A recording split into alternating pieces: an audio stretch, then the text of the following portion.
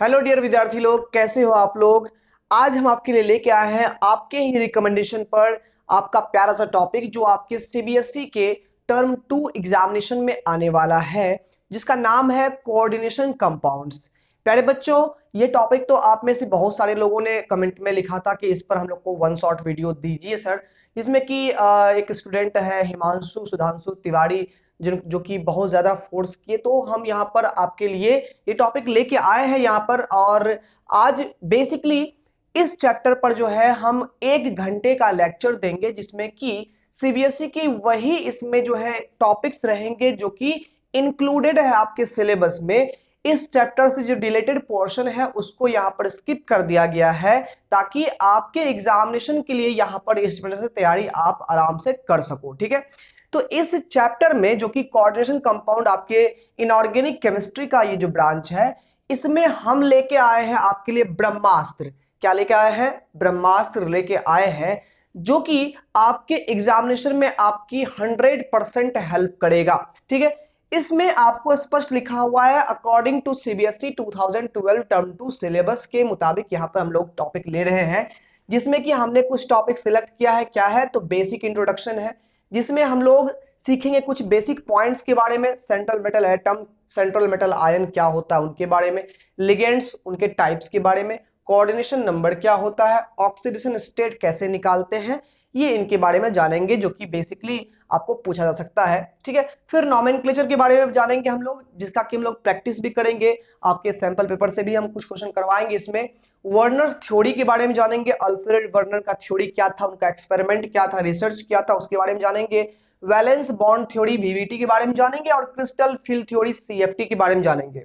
प्यारे बच्चों, जैसा कि आप टॉपिक देख रहे होंगे, ये टॉपिक आपको लग रहा होगा कि केमिकल बॉन्डिंग से रिलेटेड है, तो जी हाँ, केमिकल बॉन्डिंग का ही समझो कि पार्ट 2 जो है वो कोऑर्डिनेशन कंपाउंड्स चैप्टर है। ठीक है, केमिकल बॉन्डिंग का ही पार्ट 2 है। केमिकल बॉन्डिंग में जो जो थ्योरी इंक्लूड किए गए थे, उस थ्योरी को ही थोड़े से एक्सटेंड करके यहाँ पर जो है इस चैप्टर में लाया गया है। ठीक है, तो बहुत ही प्यारा सा चैप्टर है, और बहुत ही इनऑर्गेनिक केमिस्ट्री का अगर हम बात करेंगे तो कॉन्सेप्ट से भरा हुआ ये चैप्टर है, जिसके बारे में हम लोग को आज डिस्कस करना है। तो समय ना हम लोग लॉस करते हुए डायरेक्ट हम लोग टॉपिक्स पर जाने वाले हैं। तो हम लोग अभी स्टार्ट करने वाले हैं बेसिक इंट्रोडक्शन का, कि कोऑर्डिनेशन कॉम्प्लेक्स क्या होता है। ठीक है, और इसमें क्या क्या टर्म्स इंक्लूडेड होते हैं। ठीक है, तो आप भी कॉपी कलम लेके तैयार हो जाइए, और साथ में बुक ले लीजिए तो और भी अच्छा है। ठीक है, जो जो हम पढ़ाते जा रहे हैं उस टॉपिक को बुक से भी सिलेक्ट करना है, और बुक से भी आपको पढ़ाई कर लेनी है मेरे साथ साथ। ठीक है, तब क्या होगा, आपका बेस्ट हो जाएगा इस चैप्टर में आपकी प्रिपरेशन। ठीक है, तो हम जो है यहाँ पर 1 घंटे का टारगेट लेते हैं, 1 घंटे में इसको कंप्लीट करना है। ठीक है, इसके बाद अगर रिकमेंड करोगे तो और भी जो चैप्टर्स है आपके रिकमेंडेशन के मुताबिक उसका भी हम वन शॉट वीडियो ले आएंगे, जो कि आपके लिए बहुत ही हेल्पफुल रहेगा। ठीक है, तो स्टार्ट करते हैं हम लोग बेसिक इंट्रोडक्शन के बारे में। तो आप इस सिलेबस को चाहोगे नोट कर सकते हो, हम लोग आगे की बात करते हैं, इसको इरेज करते हैं। आपने बचपन से ही सॉल्ट के बारे में तो सीखा ही है, सॉल्ट किसे कहते हैं।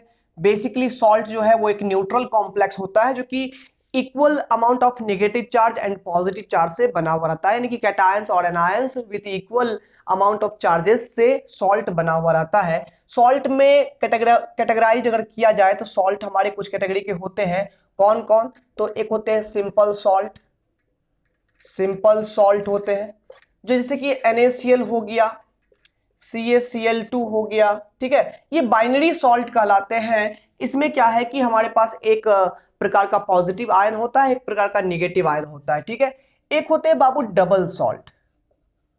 डबल सॉल्ट क्या होता है? जिसमें कि दो सॉल्ट आपस में जुड़े हुए रहते हैं डेटिव बॉन्ड से।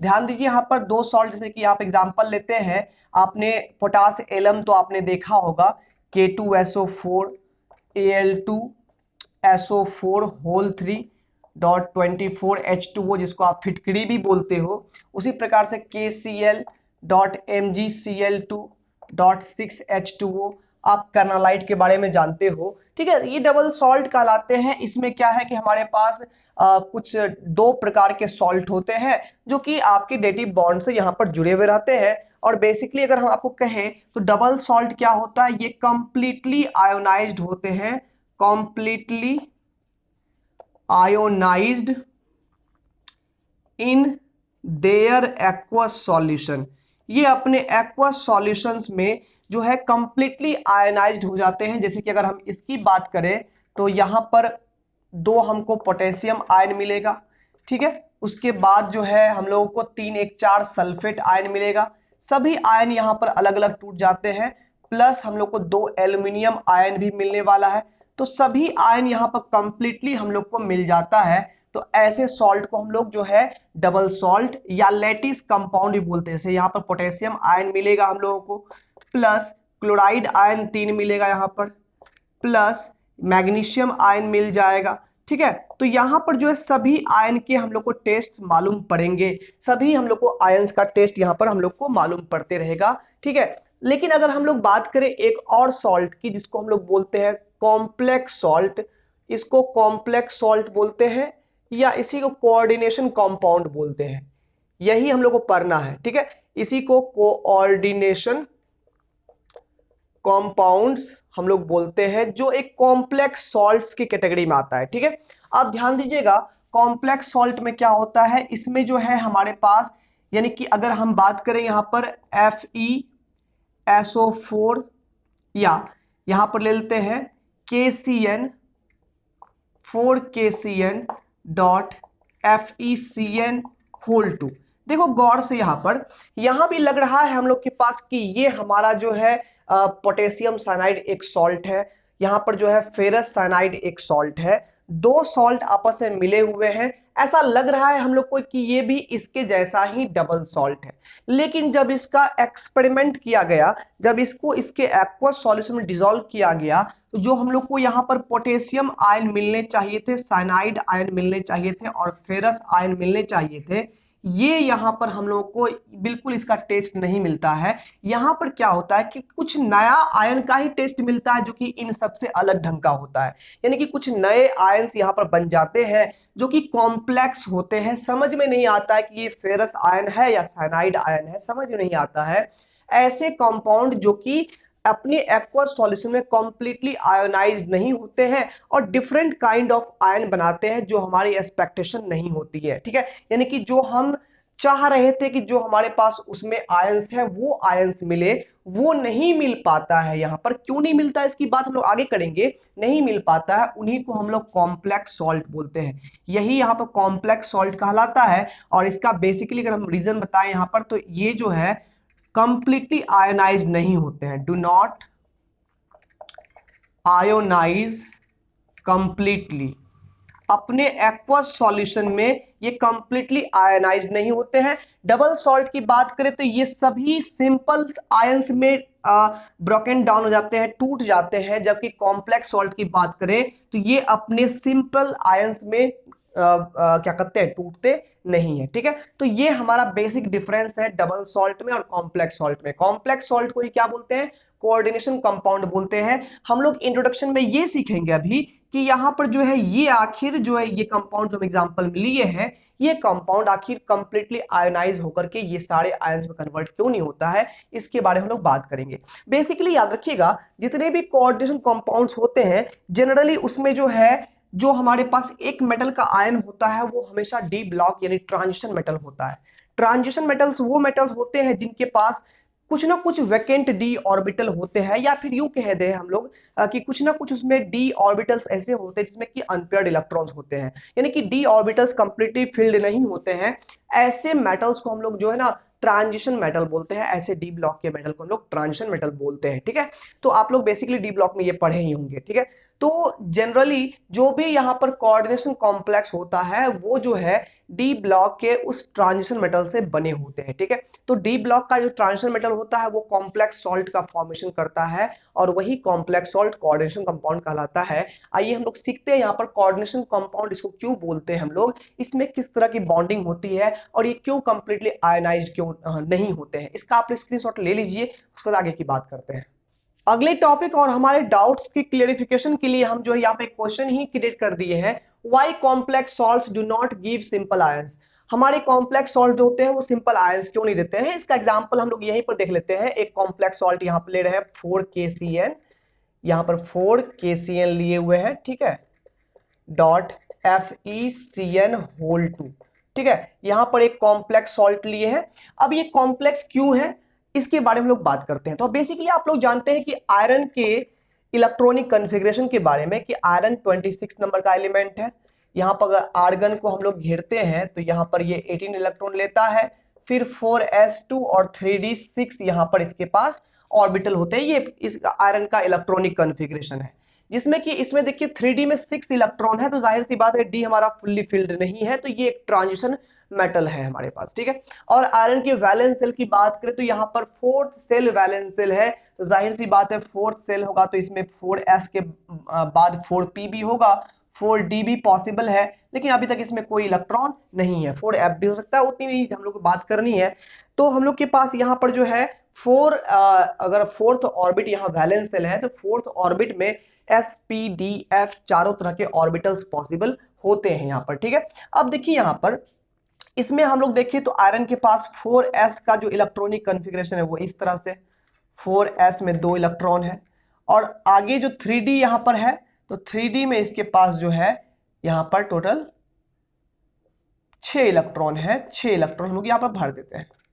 ठीक है, यहाँ पर 6 इलेक्ट्रॉन, 3d में 6 इलेक्ट्रॉन है। जनरली जो है 3d जो चूंकि यहाँ पर 3d जो है वो थर्ड ऑर्बिट का चीज है, तो उसको एनर्जी के स्केल पर मान लीजिए 4s पहले होता है, लेकिन हम लोग यहाँ पर ऑर्बिट वाइज अगर देखें तो 3d इनर सेल का ऑर्बिट है और ये 4s आउटर सेल का है, तो 4s को हम लोग इस साइड लिख देते हैं। यहाँ पर ये हो गया हमारा 4s हो गया, जिसमें कि यहाँ पर 2 इलेक्ट्रॉन है। ठीक है, अब 4s है तो यहाँ पर 4p भी होगा, जिसमें कि यहाँ पर कोई भी इलेक्ट्रॉन नहीं है। 4d की बात नहीं करेंगे, आप लोग VBT में जानोगे कि हम लोग यहाँ पर 4d की बात क्यों नहीं की है। ठीक है, अब देखो यहाँ पर हम लोग बात करते हैं यहाँ पर कि ये आयरन जो है अपने कंपाउंड फॉर्मेशन के समय ये जो आयरन साइनाइड आपको दिख रहा है, तो ये FeCN2 की अगर हम लोग बात करें, FeCN2 में ये जो है अगर ये सिंपल आयन होता, सिंपल एक सॉल्ट होता, तो क्या होता है यहाँ पर फेरस आयन होता Fe2 प्लस 2 Cn माइनस होता। मतलब कि इस FeCN2 में आयरन पर इमेजिनरी जो चार्ज है वो कितना चार्ज है यहाँ पर +2 है, यानी कि इसी चार्ज को आयरन का ऑक्सीडेशन स्टेट बोलते हैं। तो यहाँ पर आयरन का ऑक्सीडेशन स्टेट कितना दिख रहा है, +2 दिख रहा है। क्लियर है, +2 का मतलब ये हो गया कि आयरन ने यहाँ पर 2 इलेक्ट्रॉन लूज किया है। +2 चार्ज कब आएगा जी, जब आयरन 2 इलेक्ट्रॉन लॉस करेगा, यानी जितने इलेक्ट्रॉन लूज होते हैं उतने ही पॉजिटिव चार्ज आते हैं। तो यानी कि इस कंपाउंड में आयरन के पास 2 इलेक्ट्रॉन की कमी है, तो हम लोग भी यहाँ पर इलेक्ट्रॉनिक कन्फ्यूजन करते हैं, तो यहाँ पर आयरन 2+ का दिखाते हैं। तो ये जो 2 इलेक्ट्रॉन आयरन लॉस करेगा, कहां से करेगा, तो अपने वैलेंस सेल से करेगा, यानी वाले 4s2 से करेगा। तब जब आयरन अपने पहले इलेक्ट्रॉन को लॉस करता है तो वो हमेशा वैलेंस सेल से इलेक्ट्रॉन लॉस होता है, और उसके बाद अगर तीसरा इलेक्ट्रॉन भी आयरन लॉस करता है फेरिक के केस में, तो वहां पर 4s के बाद 3d की बारी आती है, 3d से एक इलेक्ट्रॉन निकल जाता है। ठीक है, तो हम लोग के पास Fe2+ है, तो इसका कॉन्फ़िगरेशन कैसा होगा, यहाँ पर 3d में तो 6 इलेक्ट्रॉन रहेंगे ही, इसको कोई दिक्कत नहीं है। यहाँ पर 6 इलेक्ट्रॉन हमारे पास है ही 3d में, और 4s का इलेक्ट्रॉन अब वैकेंट हो चुका है, गायब हो चुका है। 3d में इलेक्ट्रॉन है ही, 4s और 4p क्या हो चुका है, बिल्कुल खाली हो चुका है। यहाँ पर 4s और 4p क्या है, खाली है। ठीक है, अब यहां पर क्या होता है, देखिएगा यहाँ पर हर एक यहाँ पर जो Cn यहाँ पर इस कंपाउंड में अगर हम बात करें, यहाँ पर देखिएगा इस कंपाउंड में हमारे पास एक पोटेशियम आयन, 4 पोटेशियम आयन है, और यहाँ से 4 साइनाइड आयन भी है, यहाँ से भी 2 साइनाइड आयन है। साइनाइड आयन किसके फॉर्म में है, और टोटल साइनाइड आयन हमारे पास में है 6 साइनाइड आयन यहाँ पर हमारे पास में है। और साइनाइड आयन जो है वो उसके पास इलेक्ट्रॉन यहाँ पर ये जो निगेटिव चार्ज है, मतलब इलेक्ट्रॉन का एक पेयर है, लोन पेयर और नेगेटिव चार्ज जो है ना इक्विवेलेंट हम लोग मान सकते हैं। लोन पेयर भी इलेक्ट्रॉन के पेयर से है, और वो नेगेटिव चार्ज भी जो है वो इलेक्ट्रॉन का पेयर ही है। ठीक है, अब देखिए यहाँ पर गौर से, तो यहाँ पर क्या होता है, अगर हम देखिए अगर वो साइनाइड आयन चाहे तो क्या कर सकता है, सुनिएगा यहाँ पर, और ये क्यों करता है उसके बारे में हम लोग आगे बात करेंगे। यहाँ पर जो 4 इलेक्ट्रॉन अनपेयर्ड है उसको फोर्स करेगा, और ये इलेक्ट्रॉन यहाँ पर आ जाएगा, ये दोनों इलेक्ट्रॉन जो है एडजस्ट करके यहाँ पर आ जाएंगे। ठीक है ना, अब ये किस केस में होगा, किस केस में नहीं होगा, किस केस में यहाँ पर पेयरिंग हो जाएगा इलेक्ट्रॉन और किस केस में नहीं होगा, वो आगे की हम लोग बात करेंगे। जब स्पेक्ट्रोकेमिकल सीरीज पढ़ेंगे तो सीखेंगे हम लोग कि लिगेंड्स यानी कि जो हमारे पास वो नेगेटिव या न्यूट्रल स्पीसीज होते हैं वो 2 तरह के होते हैं, स्ट्रॉन्ग फील्ड के होते हैं और वीक फील्ड के होते हैं। स्ट्रॉन्ग फील्ड के जो लिगेंड्स होते हैं वही केवल सेंट्रल मेटल आयन के इलेक्ट्रॉन्स को पेयरिंग अप करवा सकते हैं, जो वीक फील्ड का होता है वो नहीं करवाता है। और स्ट्रॉन्ग फील्ड का जनरली लिगेंड कौन होता है, तो जनरली हम बतला देते हैं यहाँ पर क्या होता है कि जिसमें कार्बन और नाइट्रोजन डोनर होते हैं, यानी कि लोन पेयर या फिर निगेटिव चार्ज, यानी इलेक्ट्रॉन का पेयर जिस एटम से डोनेट हो रहा है, मेटल को जा रहा है, मेटल के ऑर्बिटल में, अगर वो एटम नाइट्रोजन है या फिर कार्बन है, तो वहां पर वो लिगेंड हमारा जो है स्ट्रॉन्ग फील्ड लिगेंड होगा, otherwise weak field ligand generally होता है। ठीक है, तो साइनाइड में यहाँ पर नाइट्रोजन हमारे पास डोनर है, तो यहाँ पर जो है क्या कहते हैं यहाँ पर जो है क्या हो जाएगा, यहाँ पर ये स्ट्रॉन्ग फील्ड लिगेंड यहाँ पर बन जाएगा, तो इसलिए यहाँ पर पेयरिंग अप करवा दिया। हालांकि इसके बारे में हम लोग आगे टॉपिक में बात करने वाले हैं, बीबीटी में हम लोग बात करेंगे इसकी। अब देखिए यहाँ पर क्या होगा, तो हमारे पास 6 साइनाइड आयन है और एक साइनाइड आयन के पास में एक निगेटिव चार्ज है, यानी कि एक इलेक्ट्रॉन का पेयर है, एक इलेक्ट्रॉन पेयर यहाँ पर है। ऐसे ऐसे 6 साइनाइड आयन हमारे पास में है, एक साइनाइड अपना इलेक्ट्रॉन का पेयर यहाँ डोनेट कर दिया। पेयर को आप ऐसे भी दिखा सकते हो या फिर ऐसे भी दिखा देंगे ताकि डिफरेंट लगे यहाँ पर कि ये साइनाइड आयन के द्वारा दिया गया लोन पेयर है। अब देखिए लोन पेयर जब कोई एलिमेंट किसी एलिमेंट को डोनेट करता है, किसी के वैकेंट ऑर्बिटल में डोनेट करता है, तो समझिए यहाँ पर आप लोग सुने होंगे कि यहाँ पर कोऑर्डिनेट बॉन्ड बनता है। तो बात यहाँ पर क्या है कि बेसिकली कोऑर्डिनेट बॉन्ड फॉर्मेशन के लिए सामने वाले जो स्पीसीज है डोनर, उसके पास इलेक्ट्रॉन के पेयर होने चाहिए, और साथ ही साथ जो एक्सेप्टर है उसके पास वैकेंट ऑर्बिटल होने चाहिए, एक भी इलेक्ट्रॉन उसमें नहीं होना चाहिए, यानी वैकेंट होना चाहिए, तभी वो लोन पेयर एक्सेप्ट कर पाएगा। यानी कि अगर एक सिंगल इलेक्ट्रॉन भी यहाँ पर होता तो वो अपने उस ऑर्बिटल में इलेक्ट्रॉन का पेयर जो है वो एक्सेप्ट नहीं कर पाएगा। लोन पेयर के क्या कहते हैं एक्सेप्टिंग के लिए वहां पर जो है एक वैकेंट ऑर्बिटल होना बहुत जरूरी है। तो 6 साइनाइड आयरन के इस 6 उपस्थित जो वैकेंट ऑर्बिटल है उसमें यहां पर लोन पेयर डाल दिया। लोन पेयर के डोनेशन से क्या हुआ कि ये जो हमारे पास आयरन 2+ था, इसके इर्द गिर्द जो हमारे पास 6 साइनाइड आयन थे, यहाँ पर 6 साइनाइड आयन जो हमारे पास यहाँ पर थे, वो सभी साइनाइड अपने लोन पेयर डोनेट कर दिए किसको, इस Fe2+ के ऑर्बिटल में अपने इलेक्ट्रॉन यहाँ पर डोनेट कर दिए। तो यहाँ पर हम भी दिखा दी डोनेट कर रहा है, डोनेट कर दिया यहाँ पर। और इलेक्ट्रॉन के पेयर यानी कि लोन पेयर के डोनेशन से जो बॉन्ड बना वो कोऑर्डिनेट बॉन्ड कहलाता है, जिसकी फॉर्मेशन होने के बाद जो स्थिति होती है लगभग लगभग कोवैलेंट बॉन्ड की जैसी ही होती है। तो यहाँ पर हम इसको कोवैलेंट बॉन्ड की तरह भी ट्रीट कर सकते हैं। जितने सारे रूल्स आपने कोवैलेंट बॉन्ड के साथ पढ़े होंगे, उतने सारे लगभग लगभग यहाँ पर कोऑर्डिनेट बॉन्ड से भी होते हैं। ठीक है, तो यहाँ पर ये कोवैलेंट बॉन्ड बोलो या कोऑर्डिनेट बॉन्ड बोलो, ये फॉर्म कर लेता है। और समझिएगा यहाँ पर एक्वस सॉल्यूशन के अंदर में जब पानी में हम लोग किसी चीज को डिसोसिएट करना है, तो जो आयनिक बॉन्ड होता है वही केवल डिसोसिएट होता है एक्वस में, यानी पानी में। जो कोवैलेंट बॉन्ड होता है वो कभी भी एक्वस में डिसोसिएट नहीं होता है। अब ध्यान दीजिए यहाँ पर, तो यही क्या हुआ यहाँ पर इस केस में, जो हमारे पास साइनाइड आयन रिलीज होने चाहिए थे एक्वस सॉल्यूशन में Cn- के फॉर्म में, वो टूटा Cn- के फॉर्म में, लेकिन टूटने की जस्ट बाद आयरन के इलेक्ट्रॉनिक कॉन्फ़िगरेशन में कुछ जादू हुआ, मैजिक हुआ। मैजिक के बाद क्या हुआ, सभी साइनाइड जो है ना वो बेवफा बन गया और आयरन से दोस्ती कर लिया। ठीक है ना, जो हम लोग के पास साइनाइड मिलना चाहिए वो नहीं मिला और आयरन से वो दोस्ती कर लिया। आयरन में क्या किया, वो सभी ऑर्बिटल्स अपना इलेक्ट्रॉन का पेयर डोनेट कर दिया, और डोनेट करने के बाद जो है वहां पर वो उससे कोवैलेंट बॉन्ड से अटैच्ड हो गया, जिसके कारण से वो नॉन आयोनाइजेबल बन गया और पूरी तरह से यहाँ पर ये नॉन आयोनाइजेबल बन चुका है। ठीक है, ओवरऑल अगर चार्ज की बात करेंगे तो हमारे पास 6 साइनाइड 6 माइनस चार्ज थे और आयरन पर चार्ज कितना था, 2+ चार्ज था। तो इस पूरी इंटिटी यानी इस पूरे स्ट्रक्चर पर जो है, स्फेयर पर जो है टोटल चार्ज आ जाएगा 4 निगेटिव। कैसे, 6 निगेटिव प्लस 2 पॉजिटिव, कितना हो गया, 4 निगेटिव चार्ज इस पूरे एंटिटी पर आ जाएगा। इसी को बोलते हैं कॉम्प्लेक्स आयन। क्या बोलते हैं इसको, कॉम्प्लेक्स आयन, इसको हम लोग यहां पर बोलते हैं। ठीक है, यही क्या कहलाता है, कॉम्प्लेक्स आयन कहलाता है। और चूंकि कॉम्प्लेक्स आयन के अंदर में CMI कुछ एनायंस या फिर न्यूट्रल मॉलिक्यूल से घिरे हुए रहते हैं, जो कि उसे कोऑर्डिनेट बॉन्ड से जुड़े हुए रहते हैं, इसलिए इसको कोऑर्डिनेशन कॉम्प्लेक्स या कोऑर्डिनेशन एंटिटी भी कहते हैं इसको लोग। ठीक है, तो आपको शायद समझ में आ गया होगा यहाँ पर कि क्यों ऐसा हुआ, ठीक है, क्यों ऐसा हुआ कि ये यहाँ पर आयनाइज नहीं हो पाया, ठीक है। आयनाइज नहीं क्यों नहीं हो पाया, क्योंकि यहाँ पर ये साइनाइड आयंस जो थे वो आयरन के साथ में कोवैलेंट या कोऑर्डिनेट बॉन्ड से जाकर के अटैच्ड हो गए। तो यहाँ पोटेशियम आयन तो मिलेगा, यहाँ पर 4 पोटेशियम आयन यहाँ पर मिल जाएगा, लेकिन जो 6 साइनाइड आयन मिलने चाहिए थे और एक फेरस आयन मिलना चाहिए था, ये दोनों ही नहीं मिलेगा। उसके बजाय ये कॉम्प्लेक्स आयन हम लोग को मिल जाएगा, जिसके कारण से ये कॉम्प्लेक्स कंपाउंड कहलाता है, कॉम्प्लेक्स सॉल्ट कहलाता है। समझ में आ गया यहाँ पर?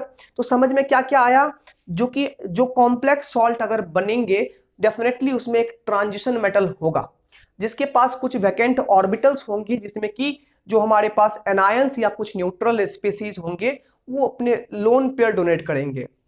लोन पेयर डोनेट करने के बाद क्या होगा, जो हमारे पास जो जिन्होंने लोन पेयर डोनेट किया है, जो मॉलिक्यूल्स या आयंस इलेक्ट्रॉन डोनेट किए हैं, वो मेटल के आयन के साथ जो है कोवैलेंट बॉन्ड से जुड़ जाएगा और कोवैलेंट कैरेक्टर उस कंपाउंड में आ जाएगी, जिसके कारण से वो नॉन आयनाइजेबल सिस्टम तैयार कर देगा, जिसके कारण से हम लोग को वो फ्री आयंस या सिंपल आयंस नहीं मिलेंगे। और ऐसे ही कंपाउंड्स या ऐसे ही आयंस को हम लोग कॉम्प्लेक्स कंपाउंड या कॉम्प्लेक्स आयन बोलते हैं, जिसको कोऑर्डिनेशन कंपाउंड भी कहा जाता है।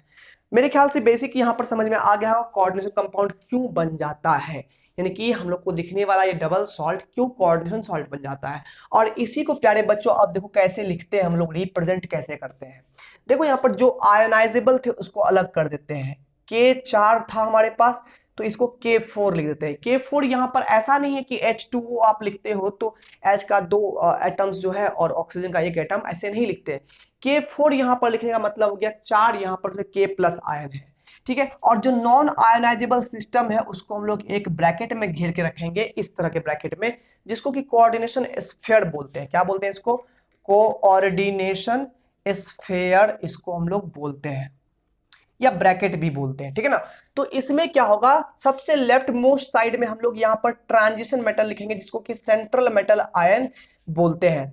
अब देखियो यहाँ पर ये सेंट्रल मेटल आयन कब कहलाएगा, जब इसका ऑक्सीडेशन स्टेट 0 नहीं होगा, मतलब इसमें कुछ ना कुछ चार्ज होगा, +2 +3 +4 जो भी कुछ ना कुछ चार्ज हो, अगर वो चार्ज है तो सेंट्रल मेटल आयन है। अगर इसका ऑक्सीडेशन स्टेट 0 हो जाता, यानी कि अगर आयरन कोई इलेक्ट्रॉन लॉस नहीं करता, तो उस केस में सेंट्रल मेटल एटम बोलेंगे हम लोग इसको, ठीक है। अब यहाँ पर क्या है, इसके बगल में कुछ स्मॉल ब्रैकेट में हम लोग क्या काम करेंगे, जो हमारे पास आयंस होंगे उसको लिख देंगे, जो कि लिगेंड होंगे। लिगेंड किसको कहते हैं, तो वो न्यूट्रल या एनायनिक स्पीसीज जो कि अपने इलेक्ट्रॉन के पेयर इस CMI को डोनेट करने वाले हैं, डोनेट कर रहे हैं, उसको हम लोग लिगेंड्स बोलते हैं, ठीक है। तो यहाँ पर CN जो यहाँ पर 2 CN यहाँ से, 4 CN माइनस यहाँ से, तो टोटल जो है 6 CN है, तो इसको ऐसे लिखेंगे CN का होल 6, इसको ऐसे लिख दिए। और ये बन गया हमारा नया रिप्रेजेंटेशन इस कंपाउंड का, क्योंकि दिखने में ये लग रहा है हमारा ये भी डबल सॉल्ट लग रहा है दिखने में, लेकिन एक्सपेरिमेंट किया गया तो कुछ ऐसा रिजल्ट आया, इसलिए इसको नए ढंग से लिखा गया इस तरह से। जो ये बाहर में आयंस प्रेजेंट है इसको काउंटर आयंस पढ़ेंगे। क्या पढ़ेंगे? Counter ions. काउंटर आयन में जो पॉजिटिव आयन होगा उसको लेफ्ट साइड लिखेंगे, काउंटर आयन में अगर निगेटिव आयन होगा तो उसको राइट साइड लिखेंगे, और दोनों में से कोई एक ही हो सकता है, ये पॉजिटिव और ये पूरा स्फीयर निगेटिव, या फिर ये स्फीयर पॉजिटिव और इधर कोई होगा निगेटिव आयंस बैठा हुआ होगा, ऐसा बस पॉसिबल हो सकता है, ठीक है। ये कहलाता है हमारा सेंट्रल मेटल आयन, या यहाँ पर सेंट्रल मेटल एटम का भी स्पेस होता है, ये कहलाता है यहाँ पर लिगेंड्स। ये क्या कहलाता है? लिगेंड्स। कहेगा व्हाट आर लिगेंड्स, तो क्या बोलना है? द न्यूट्रल और anionic species which donate some lone pairs to the orbitals of central metal atom और आयन आर कॉल्ड लिगेंड्स, है ना। जो न्यूट्रल या एनायनिक स्पीसीज अपने lone pairs central metal atom या आयन के ऑर्बिटल्स में डालता है, वैकेंट ऑर्बिटल्स में डालता है, उसको हम लोग क्या बोलते हैं? उसको हम लोग लिगेंड्स बोलते हैं। और ये पूरे के पूरे सब कुछ सारे कॉन्स्टिट्यूएंट्स मिला करके जो है ना बनाता है, तैयार करता है एक कोऑर्डिनेशन कॉम्प्लेक्स का। समझ में आ गया? ठीक है, तो यहां तक जो है ये बेसिक था कि कोऑर्डिनेशन कॉम्प्लेक्स क्यों बन जाता है, क्यों बनता है, इसके बारे में समझ में आ गया। तो यानी कि समझ में ये आ गया कि कोऑर्डिनेशन कॉम्प्लेक्स बनने के लिए जो है सेंट्रल मेटल एक एटम होना चाहिए, जो कि ट्रांजिशन मेटल का ग्रुप का मेंबर होना चाहिए, साथ ही साथ उसके पास vacant d orbital, vacant orbitals होने चाहिए, चाहे वो डी हो, चाहे वो एस हो, पी हो, ठीक है ना।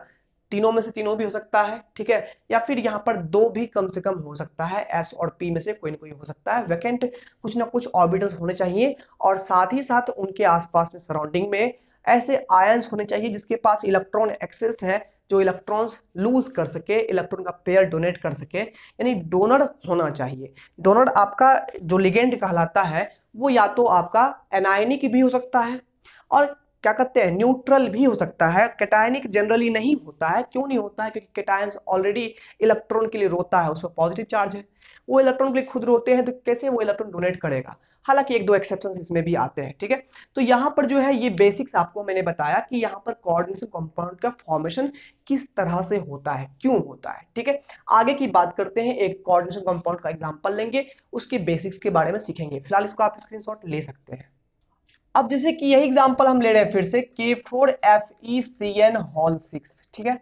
इसमें आपने पढ़ा इस तरह के सिस्टम्स हमारे पास में होते हैं, यानी कि हमारे पास कोऑर्डिनेशन कंपाउंड का जनरल सिस्टम क्या हो सकता है। एक मान लीजिए कोई मेटल ए नाम का मेटल होगा बाहर में, यहाँ पर देखिएगा ऐसे एम नाम का CMI होगा और एक्स यहाँ पर समथिंग कुछ ना कुछ होगा, यहाँ पर इस तरह सिस्टम हो सकता है। या फिर ऐसे हो सकता है यहाँ पर MX होल N और इधर मान लीजिए बी हो सकता है।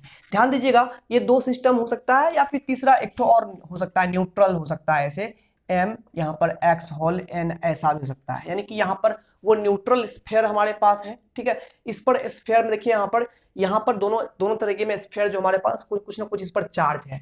अगर लेफ्ट में यहाँ पर कोई चीज लगा हुआ है तो ये हमारा काउंटर मेटल आयन है।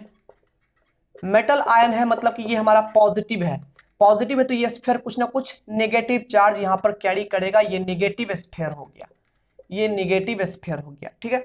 अब यहाँ पर ये अगर राइट साइड में कुछ ना कुछ बाहर में बैठा हुआ है तो ये नेगेटिव काउंटर आयन है, ये नेगेटिव काउंटर आयन है। तो जाहिर सी बात है ये पूरा स्फीयर जो होगा वो पॉजिटिव स्फीयर होगा, पॉजिटिव स्फीयर होगा, ठीक है, समथिंग प्लस और ये माइनस। और ये हमारा न्यूट्रल स्फीयर है, न्यूट्रल स्फीयर हमारे पास में।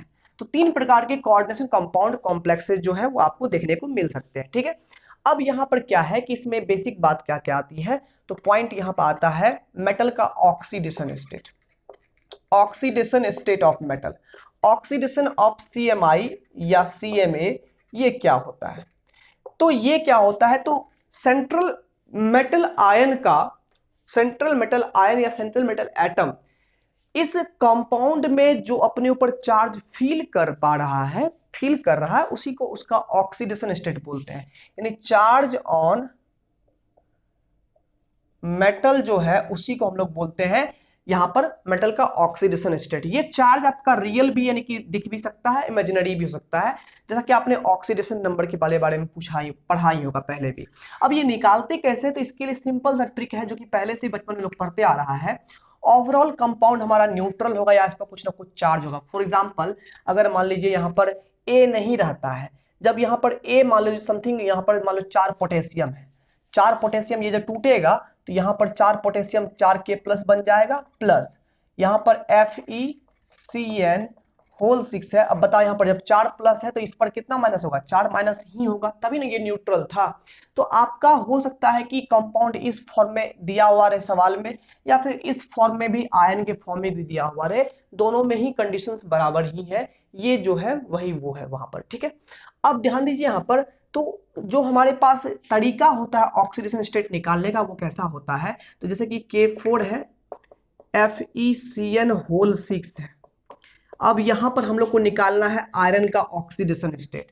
तो इसके लिए आपको लिगेंड और जो काउंटर आयन है उसका चार्ज आपको मालूम होना जरूरी है। इसके लिए करना क्या है, तो लिगेंड्स के चार्ज, लिगेंड्स के बारे में क्या क्या पढ़ लेना आप लोग, हम बताते हैं लिगेंड्स के बारे में क्या पढ़ लोगे। लिगेंड के नाम पढ़ लेना, जो लिगेंड होते हैं, ठीक है ना, जितने सारे लिगेंड नहीं, जो यूजफुल लिगेंड है उसके नाम, ठीक है, उस पर कितना चार्ज होता है और वो कितने लोन पेयर डोनेट कर सकते हैं, यानी डेंसिटी बोलते हैं उस चीज को, कितनी होती है, लिगेंड्स के बारे में इतनी इंफॉर्मेशन आपको पता कर लेना, ठीक है। अब मेटल के बारे में जनरली जानते हो कि कौन मेटल पर कितना चार्ज होता है, और एनायन भी अगर होगा तो इतने आप बच्चे नहीं हो कि एनायंस पर कितना चार्ज होता है नहीं पता है, ठीक है। क्लोराइड, ब्रोमाइड ये सब पर -1 चार्ज होता है, सल्फेट पर -2 होता है, कार्बोनेट पर -2 होता है, ठीक है, फॉस्फेट पर -3 होता है, तो ये सब जानते हो आप लोग, ठीक है। तो यहाँ पर क्या है कि जिस मेटल का आपको ऑक्सीडेशन स्टेट निकालना है उसके ऑक्सीडेशन स्टेट को X मान लीजिए, ठीक है। ओवरऑल इस पूरे कंपाउंड पर चार्ज कितना है, 0 है, ठीक है, क्योंकि टोटल कंपाउंड पॉजिटिव और नेगेटिव मिलकर बना हुआ न्यूट्रल है, तो चार्ज 0 है। साइनाइड पर चार्ज -1 होता है क्योंकि Cn माइनस की फॉर्म में होता है, और 6 साइनाइड है तो -1 इंटू कितना हो गया, नेट चार्ज -6 हो गया। प्लस यहाँ पर पोटेशियम पर चार्ज +1 है, +1 होता है फर्स्ट ग्रुप का ये मेंबर है, ठीक है ना, और 4 पोटेशियम है तो यहाँ पर 4 से मल्टीप्लाई कर दिए। यहाँ पर जो क्या हो गया x, और ये -6 + 4 कितना हो गया, -2 हो गया, is equal to 0, therefore x is equal to कितना हो गया, +2 हो गया।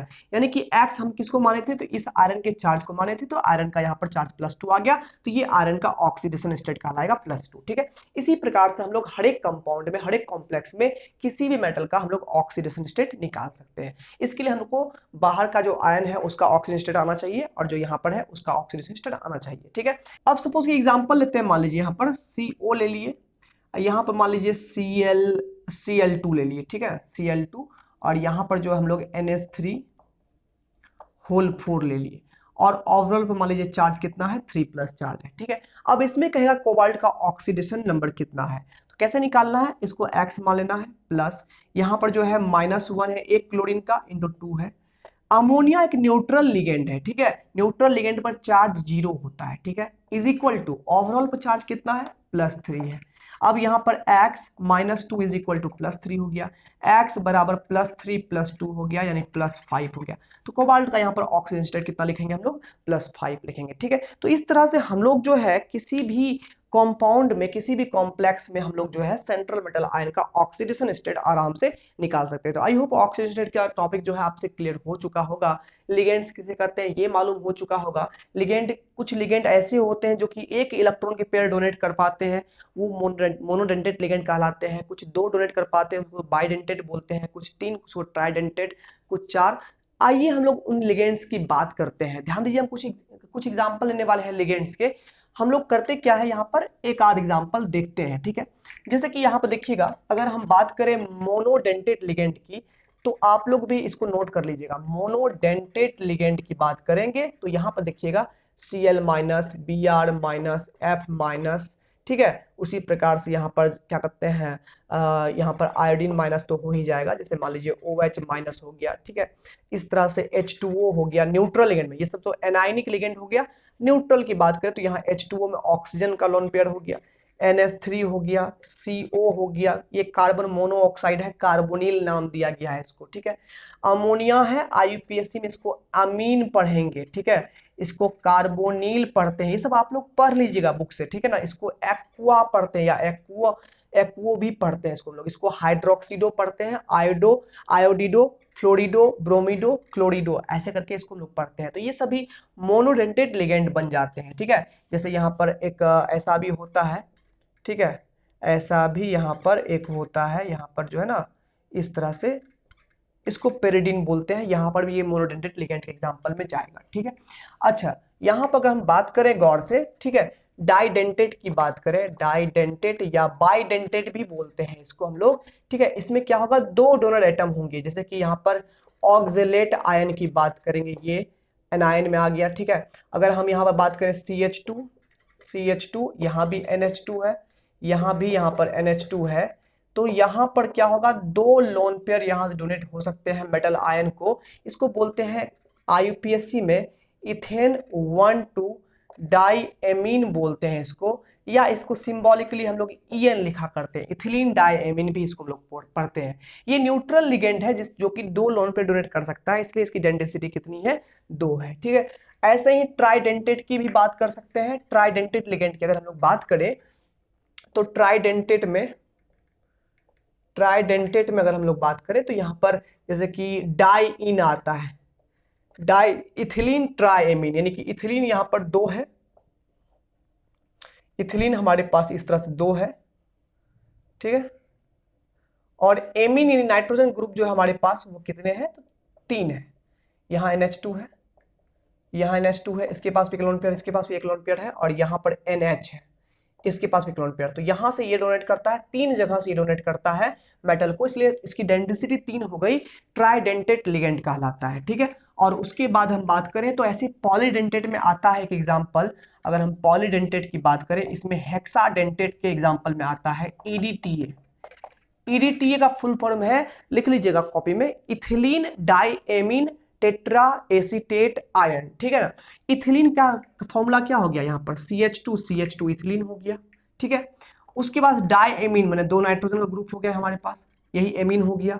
फिर टेट्रा एसीटेट, एसीटेट हो गया यहाँ पर CH2COO माइनस, है ना, CH3COOH एसिटिक एसिड होता है, यहाँ से H प्लस निकाल दिया तो यहाँ O माइनस हो गया, आयन बन गया, और यहाँ CH3 से एक हाइड्रोजन निकाल दिया ताकि यहाँ से ये जुड़ सके, ठीक है। CH2CO माइनस यहाँ भी है, यहाँ भी CH2COO माइनस है, यहाँ भी CH2COO माइनस है। इसका स्ट्रक्चर आपसे पूछ सकता है। तो यहाँ पर क्या है, नाइट्रोजन पर भी लोन पेयर, नाइट्रोजन पर लोन पेयर है, तो यहाँ देखिए 4 नेगेटिव चार्ज है, ये चारों जगह से डोनेट कर सकता है इलेक्ट्रॉन, यहाँ पर ऑक्सीजन डोनेट हो रहा है, और 2 यहाँ पर नाइट्रोजन है जो कि यहाँ पर डोनेट करेंगे, तो टोटल 6 लोन पेयर ये अकेला इकलौता एक मॉलिक्यूल डोनेट कर सकता है, इसलिए इसकी डेंसिटी 6 होती है। ये हेक्साडेंटेट लिगेंड के एग्जांपल में आता है, ठीक है। ये तो हो गया। ऐसे ही क्या होते हैं, एम्बीडेंटेट लिगेंड भी होते हैं। एम्बीडेंटेट क्या होते हैं कि कुछ लिगेंड ऐसे होते हैं, एम्बीडेंटेट लिगेंड, एम्बीडेंटेट लिगेंड, कुछ लिगेंड ऐसे होते हैं जो कि जिसमें कि 2 डोनर एटम्स होते हैं, लेकिन एक बार में कोई एक ही डोनेट कर पाता है। फॉर एग्जांपल यहाँ पर हम बात करें CN माइनस और NC माइनस, इसको बोलते हैं साइनाइड आयन और इसको बोलते हैं आइसोसाइनाइड आयन, ठीक है। तो यहाँ पर जो है इसमें कार्बन डोनर है और इसमें नाइट्रोजन डोनर है, ध्यान दीजिएगा यहाँ पर। तो इसमें क्या है, लेकिन 2 एटम तो है दोनों में, लेकिन एक बार में कोई एक ही डोनेट कर पा रहा है। ऐसा नहीं कि कार्बन भी डोनेट करता है, नाइट्रोजन डोनेट करता है, कोई एक बार में एक ही डोनेट कर पाता है। तो ऐसे लिगेंड जिसमें कि मोर देन 2 पॉसिबल डोनर हो, जैसे कि हम SCN की बात करें और यहाँ पर माइनस, और NCS की बात करें ये भी माइनस है, एक है थायोसाइनिडो है, एक है आइसोथायोसाइनिडो है, ठीक है। तो यहाँ पर क्या हो गया, दोनों ही जो है में 2 डोनर एटम है, लेकिन एक बार में कोई एक ही डोनेट कर पाता है। जैसे कि NO2 की बात करें तो NO2 लिगेंड ऐसा होता है जिसमें कि 2 फॉर्म होते हैं, एक होता है NO2 माइनस, एक होता है यहाँ पर N पर चार्ज निगेटिव है और यहाँ पर है ONO माइनस, यहाँ पर O पर चार्ज निगेटिव है। तो दोनों का फॉर्मूला NO2 माइनस ही है, लेकिन जो है यहाँ पर एक में नाइट्रोजन डोनर है और एक में ऑक्सीजन डोनर है, तो इसको पढ़ते हैं नाइट्रीटो N और इसको पढ़ेंगे नाइट्रीटो O, ठीक है। जिसमें नाइट्रोजन डोनर उसको नाइट्रीटो N पढ़ेंगे, जिसमें ऑक्सीजन डोनर होगा उसको नाइट्रीटो O पढ़ेंगे, ठीक है ना। तो ऐसे लिगेंड जिसमें कि मोर देन 1 यानी कि 2 डोनर एटम्स हो बट एक टाइम में केवल एक ही डोनेट कर पाए, उसको एम्बीडेंटेट लिगेंड बोलते हैं, यानी कि the ligands which have 2 donor atoms but in one time या इन अ सिंगल टाइम अगर कह सकते हैं तो only one can donate lone pairs is called ambidentate ligand, वो एम्बीडेंटेट लिगेंड कहलाता है, ठीक है। तो यहाँ पर हम इसके बारे में जानकारी आपको दे दिए, ठीक है। ऐसे ही एक होता है चिलेट लिगेंड्स होता है, कुछ लिगेंड ऐसे होते हैं जो चिलेट का फॉर्मेशन करते हैं। अब ये चिलेट क्या होता है वो सुन लो जरा सा। चिलेट होता है, चिलेट होता है क्या, जैसे कि मान लो कि यहाँ पर क्या है, जो डाइडेंटेट लिगेंड है जिसकी डेंसिटी ज्यादा है, जैसे कि यहाँ पर हम इथिलीन डायमीन की बात की, मान लो एक एग्जांपल लेते हैं हम। एग्जांपल क्या है यहाँ पर कि FeEN, यहाँ पर ले लेते हैं EN होल 3 ले लेते हैं, ठीक है। FeEN होल 3 ले लेते हैं, ठीक है। और यहाँ पर जो है टोटल चार्ज जो है वो +2 है, ठीक है।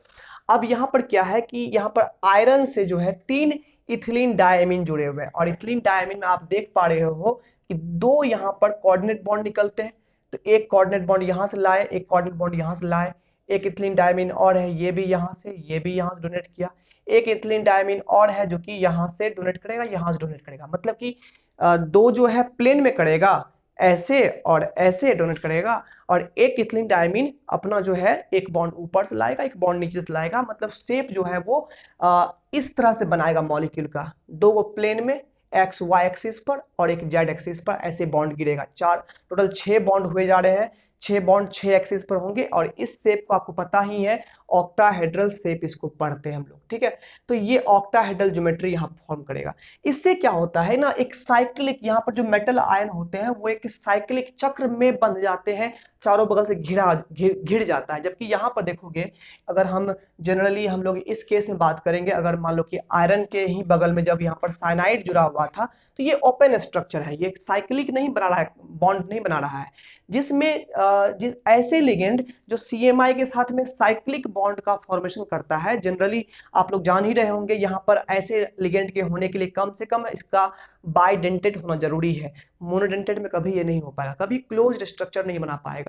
तो जो लिगेंड CMI के साथ में क्लोज्ड लूप यानी क्लोज्ड स्ट्रक्चर का फॉर्मेशन करता है, उस लिगेंड को चिलेट लिगेंड बोलते हैं। और ये इसकी खासियत ये होती है कि और सारे लिगेंड्स की तुलना में, यानी कि मोनोडेंटेट्स की तुलना में जो है ये लिगेंड्स स्ट्रॉन्ग कॉम्प्लेक्स बनाते हैं, स्टेबल कॉम्प्लेक्स का फॉर्मेशन करते हैं। इस फेनोमेना को चिलेशन बोलते हैं और ऐसे लिगेंड जो है चिलेटिंग लिगेंड कहलाते हैं और इस कंपाउंड को चिलेट पढ़ते हैं, ठीक है। ये भी आप लोग को याद रखना है। अगर बेहतर डेफिनेशन चाहते हैं तो बुक से डेफिनेशन आप लोग नोट कर सकते हो, कोई दिक्कत नहीं है, ठीक है। हम लोग यहाँ तक पढ़ लिए। अब एक लास्ट टर्म है कोऑर्डिनेशन नंबर, आइए उसके बारे में बात करते हैं। पहले इसको इरेज कर लेते हैं हम लोग, ठीक है। जैसे कि अब बात करते हैं हम लोग कोऑर्डिनेशन नंबर के बारे में, कोऑर्डिनेशन नंबर, ठीक है। वीडियो थोड़ा सा लंबा होने वाला है, इसलिए टेंशन नहीं लेना है, आराम से पढ़ना है, कोई दिक्कत नहीं है। सब कुछ जब काम फ्रेश हो जाए तब आके पढ़ना है, कोई दिक्कत एकदम नहीं होगा, ठीक है। कोऑर्डिनेशन नंबर क्या होता है, तो जिस हम CMI की बात कर रहे हैं, उस CMI को जितने भी लोन पेयर्स मिले होते हैं लिगेंड्स के द्वारा, भले ही लिगेंड्स कोई भी कैटेगरी का हो, चाहे वो मोनोडेंटेड हो डाइडेंटेड हो, उससे मतलब नहीं है हम लोगों को। इस CMI से, इस लिगेंड से CMI को जितने भी लोन पेयर मिले होते हैं, मतलब जितने भी कोऑर्डिनेट बॉन्ड इसमें बने होते हैं, उसी नंबर ऑफ कोऑर्डिनेट बॉन्ड्स को हम लोग कोऑर्डिनेशन नंबर बोलते हैं इस CMI की, ठीक है ना। यानी कि total number of lone pairs given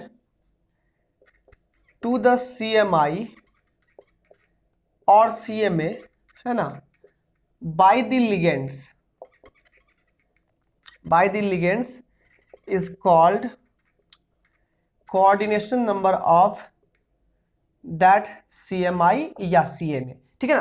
यानी कि सेंट्रल मेटल एटम या सेंट्रल मेटल आयन को जितने भी लोन पेयर्स मिलते हैं, जितने भी डोनेट किए जाते हैं, ओवरऑल जितने भी लोन पेयर्स को मिलते हैं, उसी को हम लोग कोऑर्डिनेशन नंबर बोलते हैं। फॉर एग्जांपल, अगर हम K4FeCN6 को अगर हम लोग देखें, तो इसमें हमारे पास साइनाइड जो है वो हमारा लिगेंड है, और साइनाइड एक मोनोडेंटेट लिगेंड है, मतलब कि ये एक ही लोन पेयर डोनेट कर पाएगा, और 6 साइनाइड है, तो 6 लोन पेयर मिला करके इसके कोऑर्डिनेशन नंबर 6 कहलाएगी। यानी कोऑर्डिनेशन नंबर का बेसिक फॉर्मूला अगर हम देखें तो वो क्या होता है, टोटल CMI को जोड़ दीजिए, मतलब कि करना क्या है, CMI को उसकी डेंसिटी से मल्टीप्लाई कर दीजिए। जैसे यहाँ पर CMI जो हमारे पास है वो 6 है और डेंसिटी कितनी है, 1 है, तो यहाँ पर टोटल कोऑर्डिनेशन कितना हो गया, 6 हो गया। वही अगर हम बात कर दीजिए, मान लीजिए यहाँ पर है हमारे पास प्लेटिनम है और यहाँ पर Cl2 है, यहाँ पर NH3, मान लीजिए NH3 होल 2 है, ठीक है। अब यहाँ पर हमारे पास ये मान लीजिए हमारे पास है ये क्या कहते हैं, मान लीजिए 2+ इस पर चार्ज है, ठीक है। तो यहाँ पर अगर पूछेगा कि प्लेटिनम का कोऑर्डिनेशन नंबर क्या होगा, तो कोऑर्डिनेशन नंबर क्या करना है, यहाँ पर क्लोराइड है हमारा, क्लोराइड की डेंसिटी 1 होती है और कितनी संख्या है इसकी, 2 है, प्लस अमोनिया की डेंसिटी भी 1 है और कितनी संख्या में है, 2 है, तो यानी 1 × 2 हो गया, यानी कि यहाँ पर 2 + 2 कितना हो गया, 4 हमारे पास कोऑर्डिनेशन नंबर यहाँ पर कहलाएगा। यानी कोऑर्डिनेशन नंबर का बेसिक फॉर्मूला क्या बना, आपको जोड़ना है किसको, लिगेंड्स को। क्या करना है, नंबर ऑफ लिगेंड ले लेना है, कितने लिगेंड हमारे पास में है, गुना उसकी डेंसिटी से कर देना है, डेंसिटी से उसको मल्टीप्लाई कर देना है, तो ये हमारा फॉर्मूला बन जाएगा। यानी जितने भी लिगेंड्स होंगे उसकी डेंसिटी से मल्टीप्लाई करते जाओ, जोड़ते जाओ, जोड़ते जाओ, अंतिम में जो बनेगा वो क्या बनेगा, कोऑर्डिनेशन नंबर बन जाएगा, ठीक है ना। जस्ट यहाँ पर कोऑर्डिनेशन नंबर का टॉपिक तो क्लियर हो गया, कोऑर्डिनेशन नंबर यही कहलाता है ना। अब यहाँ पर कोऑर्डिनेशन नंबर को देख करके हम समझ सकते हैं कि हमारा जो है मॉलिक्यूल का शेप कैसा होगा। जैसे ध्यान दीजिए, यहाँ पर कोऑर्डिनेशन नंबर अगर ये VBT में एक्सप्लेन करते हैं हम लोग, कोऑर्डिनेशन नंबर अगर 4 होता है तो वहां पर आइदर टेट्राहेड्रल या स्क्वायर्ड प्लेनर शेप बनता है। अब कब बनता है टेट्राहेड्रल? जब sp3 हाइब्रिडेशन पढ़ेंगे हम लोग तो टेट्राहेड्रल बनेगा। जब dsp2 बनेगा तो वहां पर स्क्वायर प्लेनर बनेगा। कोऑर्डिनेशन नंबर अगर हमारा 6 होता है तो मॉलिक्यूल का शेप ऑक्टाहेड्रल होता है, ऑक्टाहेड्रल। इसी प्रकार से कोऑर्डिनेशन नंबर मतलब क्या हो गया? Number of coordinate bond. और नंबर ऑफ कोऑर्डिनेट बॉन्ड याद करो, नंबर ऑफ कोवैलेंट बॉन्ड। जब कोवैलेंट बॉन्ड की संख्या 2 होती थी तो शेप लीनियर था, है ना, शेप लीनियर था। जब 3 थी तो ट्रायंगुलर प्लेनर था, 4 हुई टेट्राहेड्रल हो गया, यहाँ पर स्क्वायर प्लेनर जुड़ गया एक ठो। फिर 6 हो गई तो ऑक्टाहेड्रल, 5 थी तो ट्रायंगुलर बायपिरामिडल, ठीक है, 7 हो गई तो पेंटागोनल बायपिरामिडल। इस तरह से जो है ना शेप बनते जाता है मॉलिक्यूल का, जैसा कि कोवैलेंट कंपाउंड में आपने पढ़ा था उसी प्रकार से कोऑर्डिनेशन कंपाउंड में भी है, ठीक है। कोऑर्डिनेशन नंबर के बाद हम लोग अगला टॉपिक करने वाले हैं प्यारे बच्चों, यहाँ पर इफेक्टिव एटॉमिक नंबर। वो क्या होता है? तो हमारे यहाँ पर जो है ना, जब कोई भी मेटल आयन, यानी कि मेटल के पास शुरुआत में जो भी इलेक्ट्रॉन थे, है ना, जैसे आयरन के पास शुरुआत में एटॉमिक नंबर 26 था तो उसमें 26 इलेक्ट्रॉन थे। 26 में से कुछ लॉस किया अपने आप को आयनाइजेबल करने के लिए, यानी कि अपने आप को मेटल आयन में कन्वर्ट करने के लिए, है ना। तो फिर लॉस किया, कोई लॉस नहीं भी करता है तो लॉस किया कि नहीं किया वो उसके ऑक्सीडेशन स्टेट पता कर लेंगे हम लोग। ऑक्सीडेशन स्टेट अगर है +2, समझ लेंगे +2 इलेक्ट्रॉन, 2 इलेक्ट्रॉन लॉस किया उन्होंने। ऑक्सीडेशन स्टेट 0 आया मतलब कोई भी इलेक्ट्रॉन लॉस नहीं किया उसने, है ना। और फिर जाकर के कुछ लिगेंड्स उसको इलेक्ट्रॉन और डोनेट कर देता है तो वो मेटल के खाते में आ गया इलेक्ट्रॉन। तो ओवरऑल कंपाउंड बनने के बाद मेटल के ऑर्बिटल्स में जितने इलेक्ट्रॉन्स होते हैं उसको हम लोग बोलते हैं इफेक्टिव एटॉमिक नंबर। वैसे तो एटॉमिक नंबर जो मेटल का होता है वो नंबर ऑफ प्रोटॉन और नंबर ऑफ इलेक्ट्रॉन के बराबर होता है, तो वो इलेक्ट्रॉन से खुद के होते हैं। लेकिन जब कोऑर्डिनेशन कॉम्प्लेक्स बनता है तो उसमें कुछ इलेक्ट्रॉन उसके निकल जाते हैं, फिर कुछ इलेक्ट्रॉन लोन पेयर्स रूप में लिगेंड्स के द्वारा डोनेट किए जाते हैं। तो ओवरऑल अंतिम में जो इलेक्ट्रॉन आता है उसी को हम लोग इफेक्टिव एटॉमिक नंबर बोलते हैं। अगर उसको एक्सप्लेन करना है तो पहले इस चीज को आप लोग नोट कर लीजिए, स्क्रीनशॉट इसका ले लीजिएगा। हम बात करते हैं अब इफेक्टिव एटॉमिक नंबर की, ठीक है। तो ध्यान दीजिए यहाँ पर इफेक्टिव एटॉमिक नंबर बहुत ही अच्छा और आज का यानी कि इस बेसिक का लास्ट टॉपिक है, ठीक है। इसके बाद हम लोग वर्नर थ्योरी की बात करने वाले हैं, ठीक है। यहां पर क्या है? इफेक्टिव एटॉमिक नंबर, इसको जेड इफेक्ट से भी इंडिकेट करते हैं, ठीक है। अब यहां पर क्या है?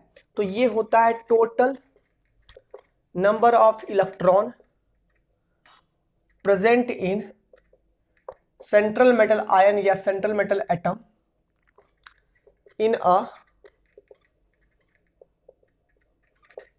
Coordination complex. कोऑर्डिनेशन कॉम्प्लेक्स के अंदर में सेंट्रल मेटल आयन और सेंट्रल मेटल एटम का जो इलेक्ट्रॉन की संख्या होती है उसके ऑर्बिटल में, उसी को हम लोग इफेक्टिव एटॉमिक नंबर बोलते हैं प्यारे बच्चों। यहां पर ध्यान दोगे, इफेक्टिव एटॉमिक नंबर किसे कहेंगे? जेड अगर मान लो कि कहेगा तुमसे निकालने के लिए तो सिंपल जेड नहीं इंडिकेट करते हैं हम लोग, EAN ही रहने देते हैं, क्योंकि जेड से हम लोग एटॉमिक नंबर को इंडिकेट करेंगे, ठीक है ना। तो इफेक्टिव एटॉमिक नंबर मतलब क्या हो गया? पहले जो इलेक्ट्रॉन था उसके पास, मेटल के पास, देख लो पहले कितना इलेक्ट्रॉन होगा जो उसका एटॉमिक नंबर होगा। ये एटॉमिक नंबर जेड जो हो गया वो एटॉमिक नंबर हो गया। मतलब पहले जितना इलेक्ट्रॉन था उसमें से जो मेटल का ऑक्सीडेशन स्टेट होगा उतना इलेक्ट्रॉन वो लॉस कर देगा, ठीक है। ये ऑक्सीडेशन स्टेट मतलब कितना हो गया? जितना electron metal atom metal ion में कन्वर्ट होने के लिए डोनेट किया उतना इलेक्ट्रॉन माइनस कर देंगे इसमें, ठीक है। फिर क्या होगा? कोऑर्डिनेशन नंबर जितना है मेटल का, यानी कि कोऑर्डिनेशन नंबर 6 आया था आयरन को, इसका मतलब क्या हुआ? 6 लोन पेयर डोनेट किए गए और 6 लोन पेयर में क्या हो गया? 12 इलेक्ट्रॉन आए, यानी एक लोन पेयर में 2 इलेक्ट्रॉन मेटल को आते हैं।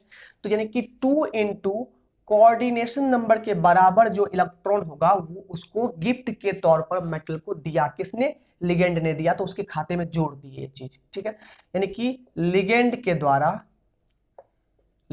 द्वारा टोटल इलेक्ट्रॉन दिया गया, ठीक है। तो ये जब सॉल्व कर लेंगे तो ये निकल के आ जाएगा हम लोगों का कि हमारे मेटल के अब एटम यानी आयन में जो क्या कहते हैं कितने अब इलेक्ट्रॉन है कंपाउंड बनने के बाद, वो हमारे पास संख्या मिल जाएगी और इसी संख्या को क्या बोलते हैं, इफेक्टिव एटॉमिक नंबर बोलते हैं। जैसे कि अगर K4FeCN होल 6 का एग्जांपल ही हम अगर लेते हैं, ठीक है, तो इसमें ध्यान दिया जाए, यहाँ पर आयरन का अगर हम लोग इफेक्टिव एटॉमिक नंबर देखें तो आप लोग को प्यारे बच्चों क्या करना पड़ेगा, यहाँ पर ऑक्सीडेशन स्टेट निकालना पड़ेगा जो पहले निकाल चुके हो +2।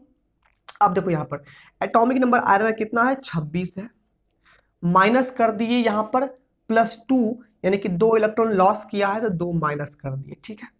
अब इसमें जोड़ना कितना है, तो जोड़ेंगे हम लोग कितना यहाँ पर, तो हमारे पास इसको इलेक्ट्रॉन मिला कितना, इसको 6 लिगेंड दिए गए हैं, 6 लिगेंड हमारे पास आ गया, 6 कोऑर्डिनेशन नंबर, और 6 कोऑर्डिनेशन नंबर कितना हो गया यहाँ पर, टोटल 12 इलेक्ट्रॉन यहाँ पर हो गया, तो 26 - 2 24 हो गया, 24 12 कितना हो गया, 36 इलेक्ट्रॉन यहाँ पर आया, 36 इसका इफेक्टिव एटॉमिक नंबर हो गया, जो देखो यहाँ पर क्या कहते हैं, क्रिप्टन के इलेक्ट्रॉनिक कॉन्फ़िगरेशन के बराबर इलेक्ट्रॉन है, ठीक है। और जहां पर इनर्ट गैस का ये कॉन्फ़िगरेशन ले लिया ये बच्चा आयरन, वहां पर ये बहुत ही ज्यादा स्टेबल हो जाएगा ये कंपाउंड, और स्टेबिलिटी इतनी ज्यादा होगी कि ये कंपाउंड जो है बहुत ही, इसकी एनर्जी लो होगी, ये कंपाउंड जल्दी हमारा जो है डिसोसिएट या रिएक्ट नहीं करेगा, ठीक है ना। तो ये हमारा बहुत ही स्टेबल कंपाउंड का फॉर्मेशन किया, क्योंकि इसका इलेक्ट्रॉनिक कॉन्फ़िगरेशन यहाँ पर CMI का इनर्ट गैस के जैसा बन चुका है। तो जरूरी नहीं कि हर एक केस में कोऑर्डिनेशन कंपाउंड में इनर्ट गैस जैसा ही स्ट्रक्चर बनता है, नहीं बनता है, कभी कभी कम बेसी इलेक्ट्रॉन भी हो जाता है, ठीक है। लेकिन कभी कभी इनर्ट गैस के तरह इलेक्ट्रॉनिक यहाँ पर संख्या जो है इलेक्ट्रॉन की वो आ जाती है, नहीं इफेक्टिव एटॉमिक नंबर कभी कभी इनर्ट गैस के जैसा हो जाएगा, ठीक है, कभी कभी नहीं भी होता है। तो ये हमारा इफेक्टिव एटॉमिक नंबर है।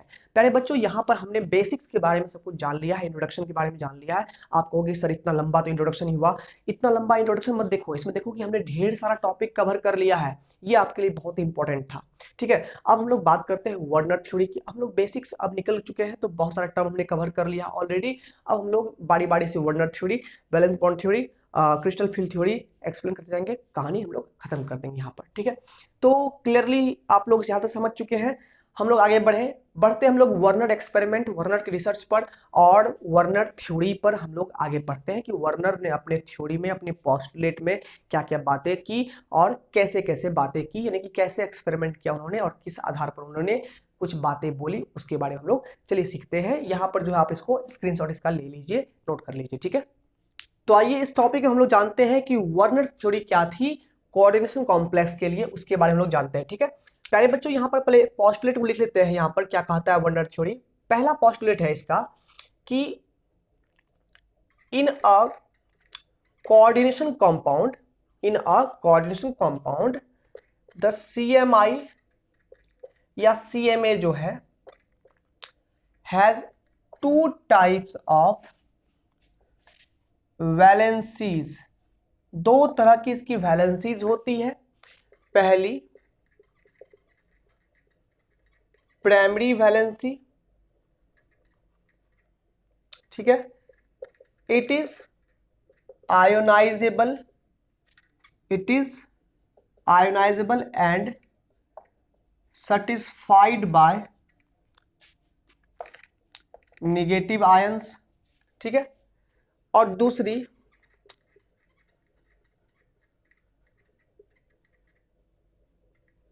Secondary valency, it is non ionisable and satisfied by negative ions और न्यूट्रल मॉलिक्यूल्स।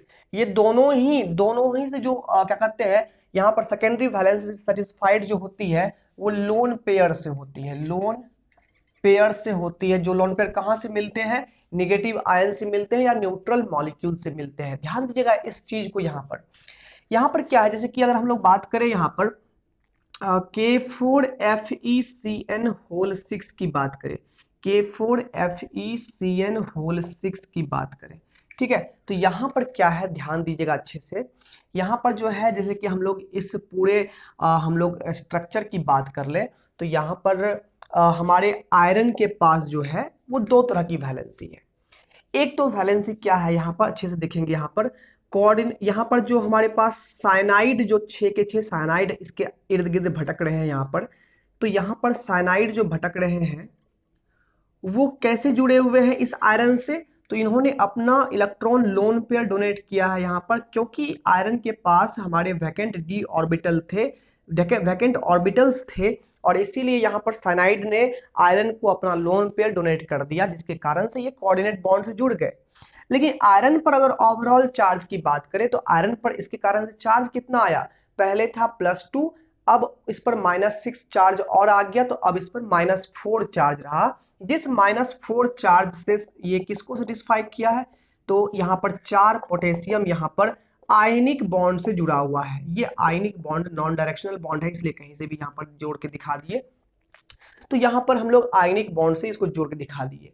पॉइंट नंबर 2 हम लोग यहाँ पर लिखते हैं ये बात कि जो हमारे पास क्या कहते हैं प्राइमरी वैलेंसी होती है उसको हम लोग जो है डॉटेड लाइन से इंडिकेट करते हैं, और सेकेंडरी वैलेंसी जो होती है उसको हम लोग सिंगल लाइन से इंडिकेट करते हैं, या यहाँ पर एरो से इंडिकेट किए हुए हैं, दोनों बात बराबर ही है, ठीक है।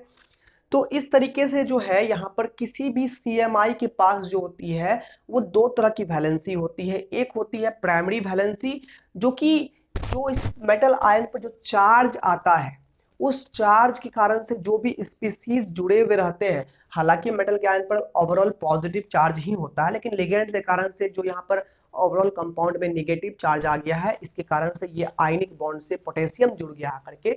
अगर यहाँ पर वही आयरन के पास यहाँ पॉजिटिव चार्ज आता, नेट चार्ज पॉजिटिव रहता, तो ये निगेटिव आयन से जो है वो जुड़ जाता। मान लो कि यहाँ पर अगर M के पास यहाँ पर M है, यहाँ पर X मान लो कि 6 है, और इस पर यहाँ पर मान लो कि 2 निगेटिव चार्ज आता है, ऐसा भी कंपाउंड हमारे पास मिलेगा, कॉम्प्लेक्स मिलेगा।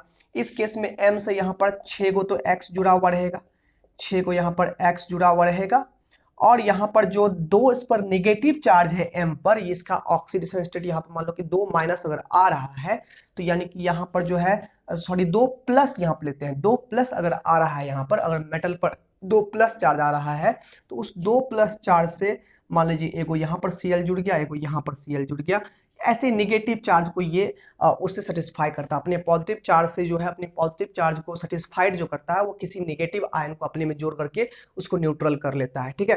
तो यहाँ पर जो चार्ज के कारण से जो यहाँ पर क्लोराइड जुड़ा हुआ है, ये तुरंत ही एक्वस सॉल्यूशन बनाओगे तो ये तुरंत डिसोसिएट हो जाएगा, ये आयोनाइज हो जाएगा, ये Cl- यहाँ से निकल जाएगा, ये Cl- यहाँ से निकल जाएगा। लेकिन अगर क्लोराइड के अगर हम X के प्लेस पर क्लोराइड ही ले लें, और वो क्लोराइड अगर यहाँ पर कोऑर्डिनेट बॉन्ड से जुड़ जाते हैं, सेकेंडरी वैलेंसी बना के जुड़ जाते हैं, लोन पेयर डोनेट करके जुड़ते हैं, तो ये क्लोराइड हमारा आयोनाइजेबल नहीं होगा, ये आयोनाइज नहीं होगा। यानी है एक ही मेटल, उसी मेटल से ये 2 क्लोराइड भी जुड़े हुए हैं, और ये 6 के 6 मान लो कि क्लोराइड भी जुड़े हुए हैं, लेकिन ये 2 क्लोराइड आपके इस पॉजिटिव चार्ज होने के कारण से जुड़े हुए हैं, आयनिक बॉन्ड से जुड़े हुए हैं, जिसको कि हम लोग मेटल की प्राइमरी वैलेंसी बोलते हैं। प्राइमरी वैलेंसी क्या हो गई, मेटल पर जो ऑक्सीडेशन स्टेट है वही उसकी प्राइमरी वैलेंसी हो जाएगी, ठीक है ना। और प्राइमरी वैलेंसी जितनी होती है उतनी वहां पर क्या कहते हैं, यहाँ पर तो मान लो एग्जाम्पल पोटेशियम दिखा दिया, हालांकि अलग बात है, बट जितना इस पर ऑक्सीडेशन स्टेट होगा, उस ऑक्सीडेशन स्टेट से उतने वो जैसे कि मान लो कि मेटल का तो ऑक्सीडेशन स्टेट जनरली पॉजिटिव ही होता है, ठीक है, तो पॉजिटिव ऑक्सीडेशन स्टेट है, मान लो +2 है, ठीक है, तो +2 इस पर जो अगर है, इस पर +2 ऑक्सीडेशन स्टेट है, तो अपने +2 चार्ज को सेटिस्फाई कैसे करेगा, तो 2 कहीं से नेगेटिव चार्ज लाएगा, उससे सेटिस्फाई कर देगा। लेकिन वो जो नेगेटिव आयंस जो आकर के आयरन से जुड़ेंगे यहाँ पर, वो आयनिक बॉन्ड से जुड़ेंगे, और वो जो +2 चार्ज है उसकी प्राइमरी वैलेंसी कहलाएगी, वो आयनाइजेबल होती है। लेकिन यहाँ पर जो आयरन के पास वैकेंट ऑर्बिटल्स हैं, जितने वैकेंट ऑर्बिटल्स हैं जिसमें कि लोन पेयर डाले गए हैं, ठीक है, तो वो लोन पेयर से भरे हुए, यानी कि लोन पेयर डालने के जितने भी ऑर्बिटल्स में डाले हैं, उन संख्या को, उस नंबर को, या जितने लोन पेयर डोनेट किए गए हैं उस संख्या को हम लोग यहाँ पर मेटल की सेकेंडरी वैलेंसी में इंक्लूड करेंगे। और सेकेंडरी वैलेंसी चूंकि लोन पेयर के डोनेशन से बनी होती है, अर्थात कोऑर्डिनेट बॉन्ड या कोवैलेंट बॉन्ड की जैसी होती है, इसलिए यहाँ पर जो है वो नॉन आयोनाइजेबल होती है और वो आयोनाइज नहीं होती है, ठीक है।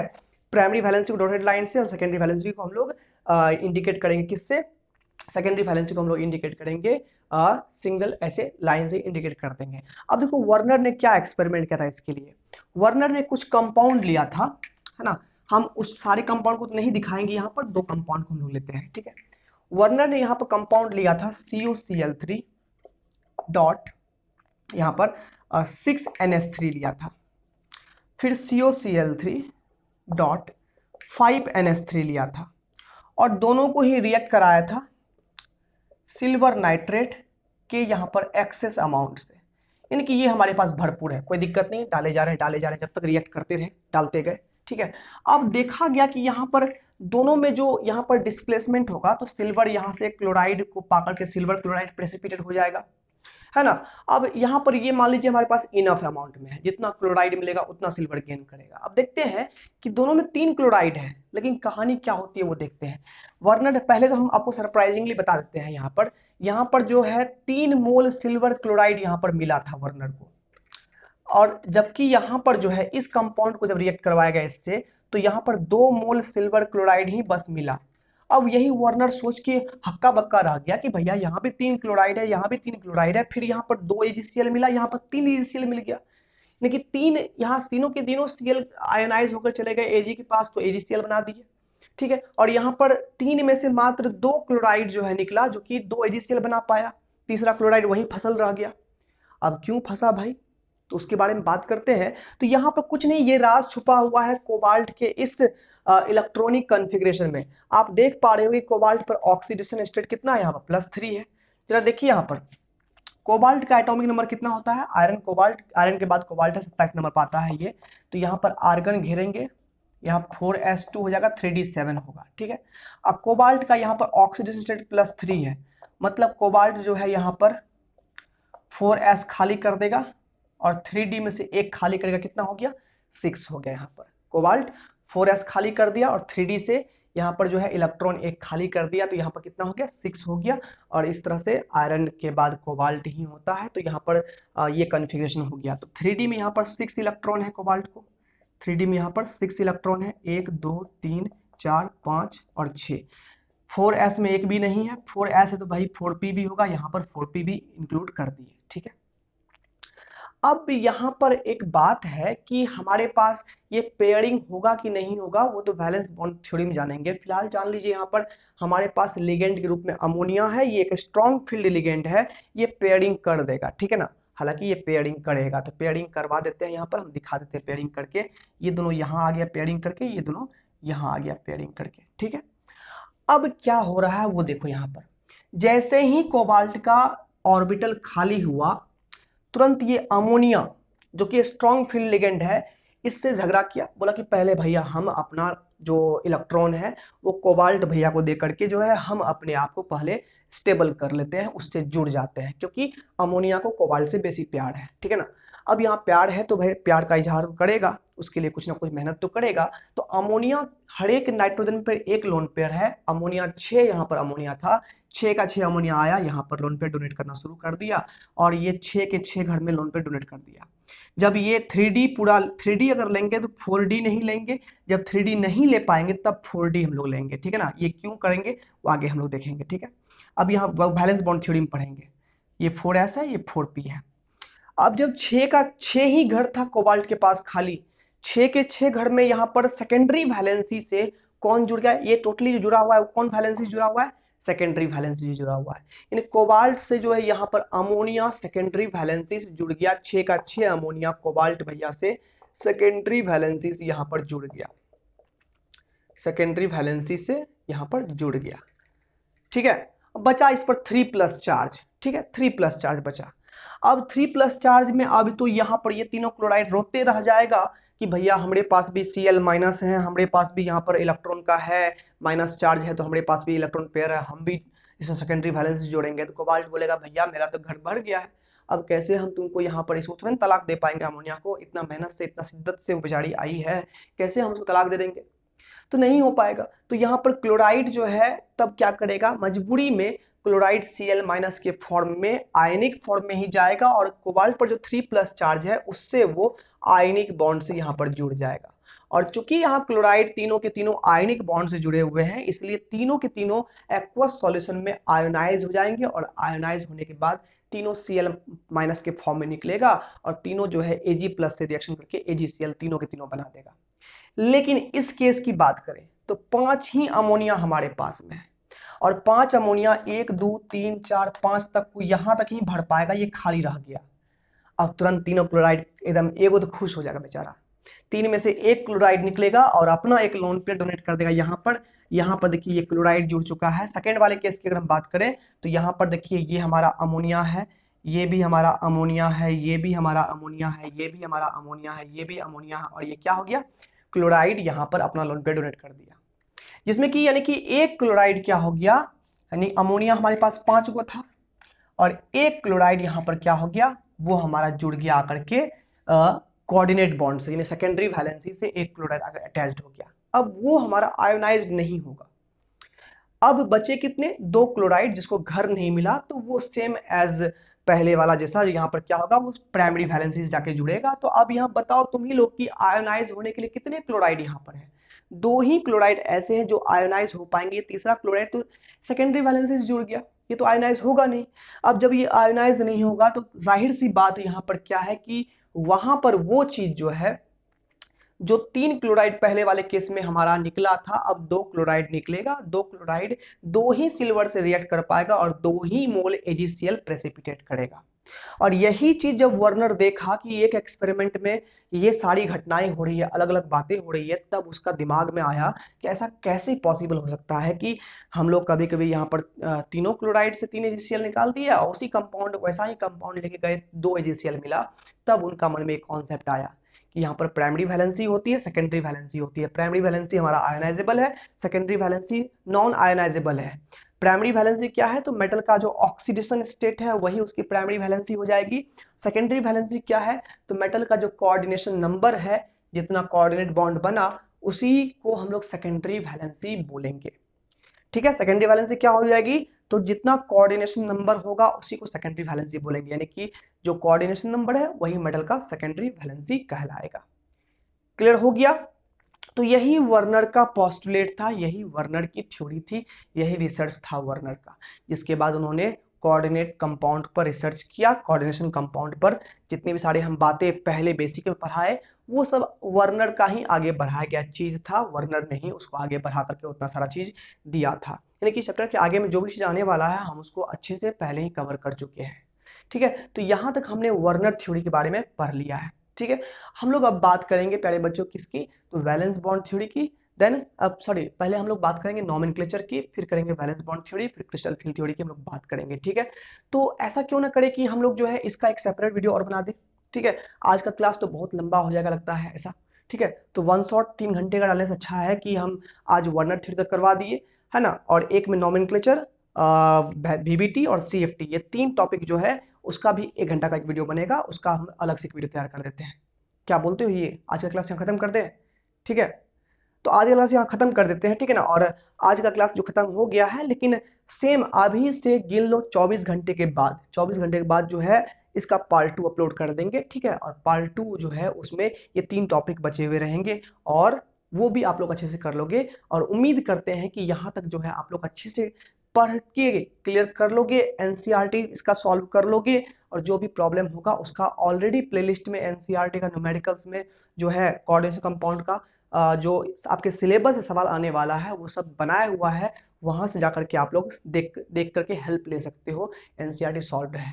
ठीक है, तो प्लेलिस्ट आप लोग वॉच करते रहिए, आपके अनुसार सारे वीडियो डाले हुए हैं। ठीक है, और कैसा लगा आपको ये आज का वन शॉट तो हालांकि नहीं रहा, 2 शॉट्स में चला जाएगा, हालांकि कोई दिक्कत नहीं है। हमारा ब्रह्मास्त्र ये पहला था, कल ब्रह्मास्त्र दूसरा आएगा। ठीक है, तो अच्छा लगा तो कमेंट में बताना, ताकि हम भी सोचे कि चलो ठीक है बच्चे को समझ में आया। जो भी प्रॉब्लम होगा उसको कमेंट में आप लोग को बोलना है। तब तक के लिए मिले कल की क्लास में, मिलते हैं कल की क्लास में सेम टाइम पर सेम टॉपिक के साथ। जय हिंद, जय भारत।